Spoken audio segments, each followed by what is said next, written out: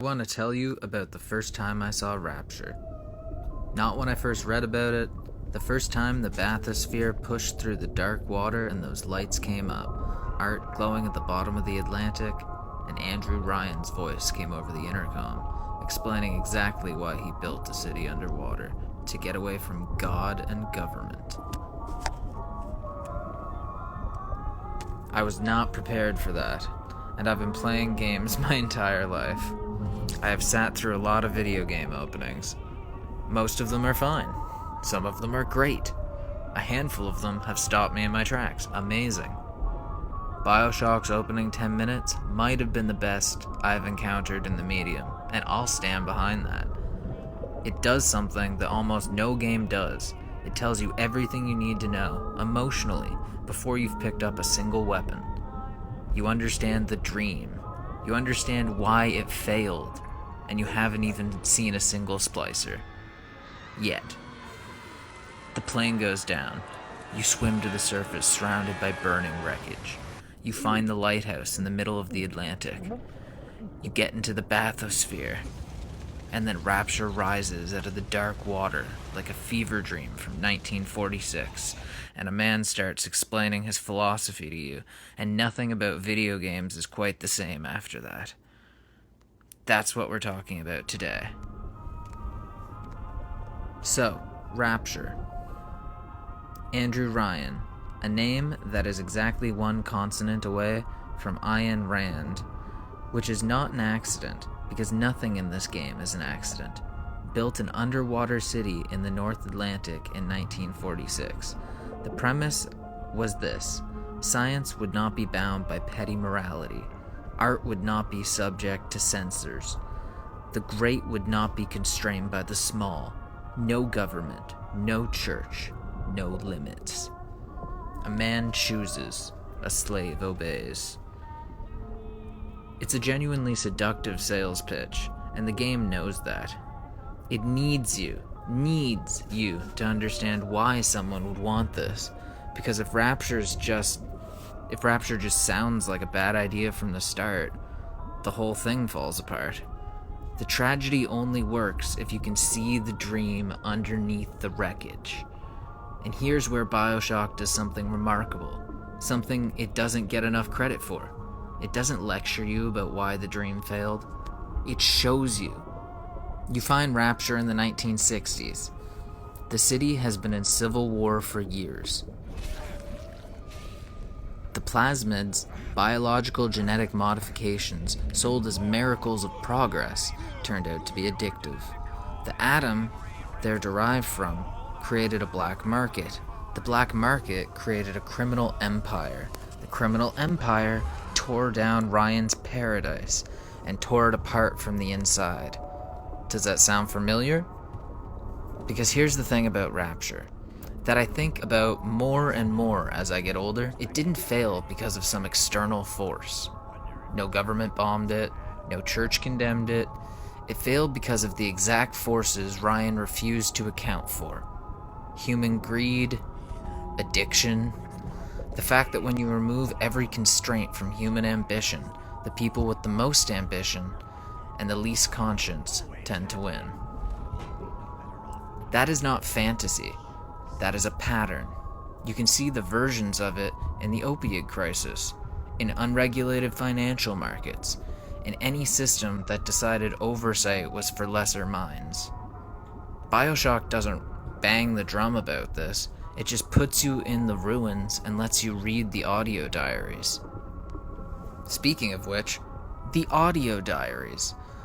I want to spend a minute here because I think this is one of the most underrated design decisions in the game.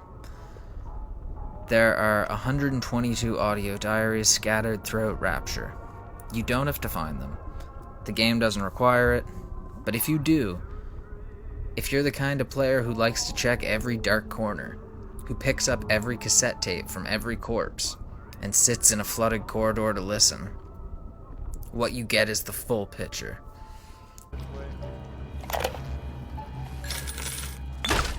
Darling, if this isn't love, then why? Another New Year's, another night alone. I'm out and you're stuck in Cestus. Working. Huh. Imagine my surprise. Oh, just, I guess I'll have another drink. Here's a toast to Diane McClintock. Silliest girl in Rapture. Silly enough to fall in love with Andrew Ryan. Silly enough.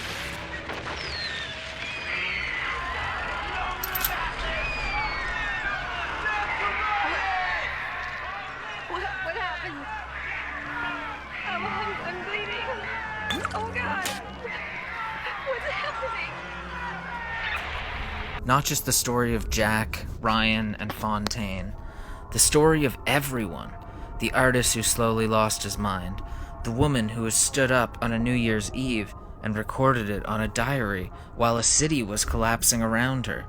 The doctor who made a discovery that would change the world and had absolutely no idea what she'd started.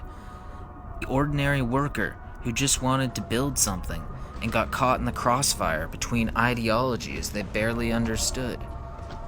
These are people. They have names. They have petty problems and small ambitions alongside the grand ones. McClintock's recordings that she was stood up on New Year's Eve, the first diary you can find, is more effective at making Rapture feel real than any cutscene in the game. That is where the environmental storytelling works at its absolute peak. The world doesn't exist to serve the plot. The plot exists inside a world that was already fully alive before you arrived. What makes BioShock's opening so immediately effective is that the first 10 minutes does all the heavy lifting. The panic of the ocean surface, the unease, quiet of the lighthouse, and then the awe of Rapture as a neon-lit metropolis with sea creatures drifting past the windows. And then it trusts you to do the archaeology yourself. That trust is rare, and it changes how the experience feels. Now I have to talk about the thing. You know what I mean. If you played BioShock, you know exactly what I mean. If you haven't, first of all, go play it. This video will still be here. Also, I'm going to talk around it for a second before we get there because context matters, but go play it. This will spoil it. Okay, you've been warned.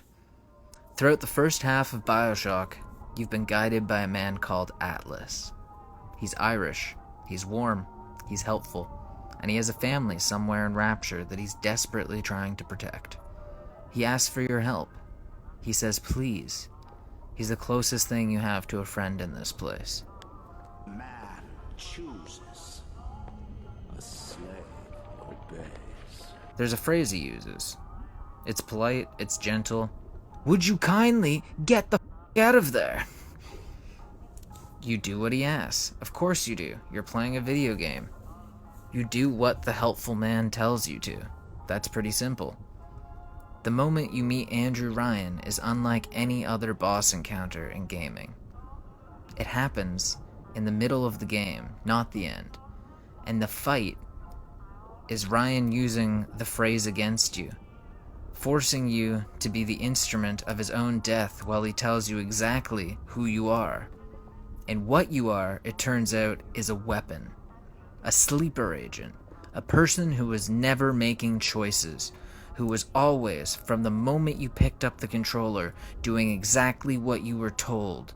Would you kindly? Every time. Without question. Because someone said please. I don't want to over-intellectualize it because I think the game does the work better than I can. But the reason this lands so hard, the reason people are still talking about it nearly 20 years later, is that it makes the player complicit. Not the character, you, the person holding the controller. You followed the instructions without questioning them because that's what you do in a video game. And the game turns around and says, yes, this is exactly the point. It's one of the most elegant pieces of writing in the medium, and it's wrapped inside a genre, a first-person shooter, that was not known at the time for elegance.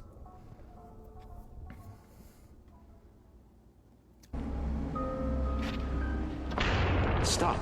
Would you kindly? Would you kindly? Powerful phrase. Familiar phrase. Would you kindly? Would you kindly get this? Would you kindly find that? Would you kindly find that? Would you kindly find it? Would you kindly get this? Would you kindly head to Ryan's office and kill the son of a bitch? Sit. Would you kindly? Stand. Would you kindly? Run. Stop. Turn. A man chooses. A slave obeys.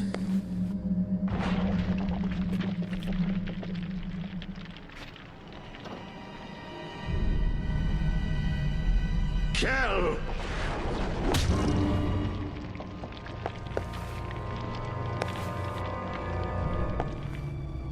A man chooses.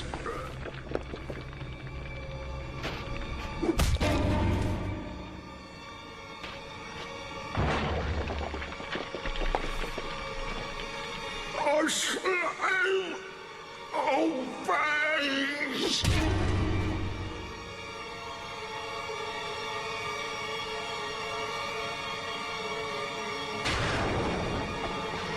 Obey!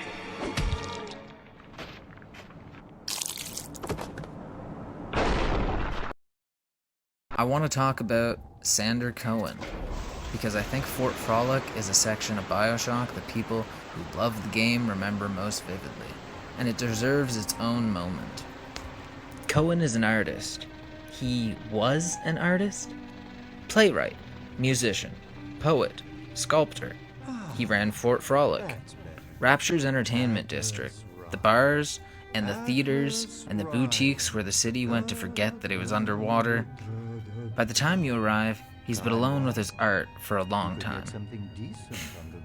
What you find in Fort Frolic is Cohen's masterpiece. The area's former inhabitants, trapped inside and coated in plaster, turned into living, well, no longer living, statues.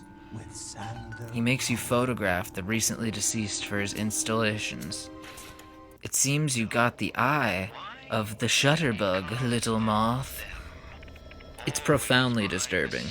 And also, if I'm being honest, kind of brilliant, the way that only truly unhinged artistic visions can be.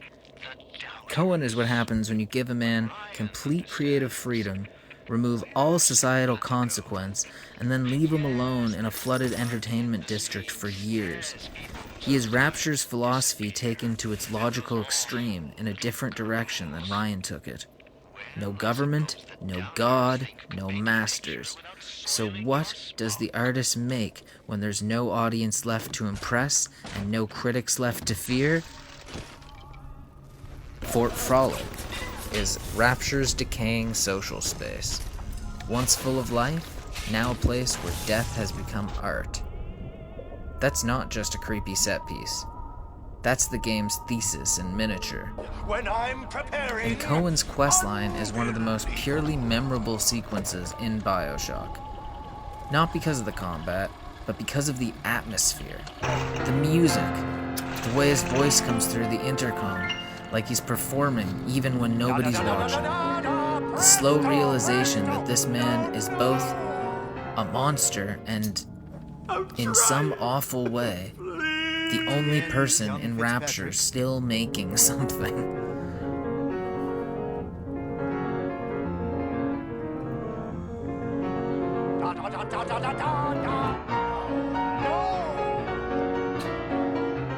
Oh God, you sick fuck, let me out of there! Calm down now. Life, death. The burden of the artist is to capture. And then there's the choice. BioShock gives you a moral decision that it builds its whole emotional architecture around. And it does it with children. The little sisters are girls, genetically altered, carrying a parasite that produces Adam. the substance that powers Rapture's entire economy of self-improvement. They are, in the clinical language of the game, a resource. You can harvest them for maximum atom yields, or you can save them at a cost to your own power. The first time you encounter a little sister, she's happily harvesting atom from a corpse. A splicer threatens her. The Big Daddy arrives, and the brutality of his response, and the way he turns and looks directly at you through the screen, establishes immediately what the stakes are. The game doesn't punish you for either choice, mechanically speaking, but it makes sure you know what you're doing. The little sisters see Rapture differently from everyone else. To them, though whatever chemical distortions the atom has caused, it's still beautiful. They still see the city that it was supposed to be. That detail, that these children are the only ones left who can see Rapture as it was meant to be, might be the most quietly devastating thing in the entire game.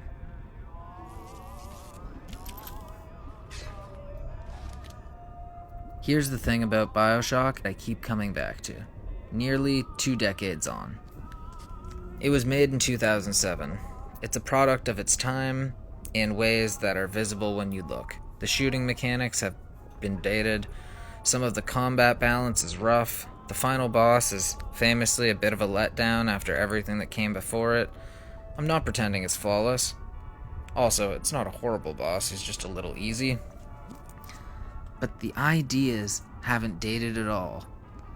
Rapture is a story about what happens when brilliant people convince themselves that the rules don't apply to them. That oversight is for lesser minds. That the natural order, if you just remove every artificial constraint, will inevitably produce paradise. And that anyone who suffers in the process simply wasn't great enough to thrive. That is not a 1960s idea. That is not a dystopian fiction idea. That is an idea that shows up with regularity in the real world. In Silicon Valley manifestos, in financial deregulation arguments, in any system that decides the friction of accountability is holding back the geniuses. BioShock doesn't tell you this directly.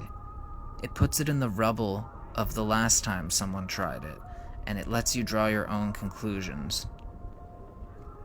And the fact that you do, and the fact that the game trusts you to, is what separates it from 90% of the games that have tried anything similar since.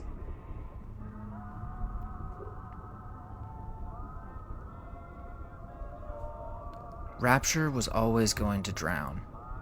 That's the thing I think the game understands that some of the imitators don't. The tragedy isn't a twist. It's the premise. You arrived in a place where the dreams already failed, and your job isn't to save it, it's to survive it and understand what happened. The best games do that.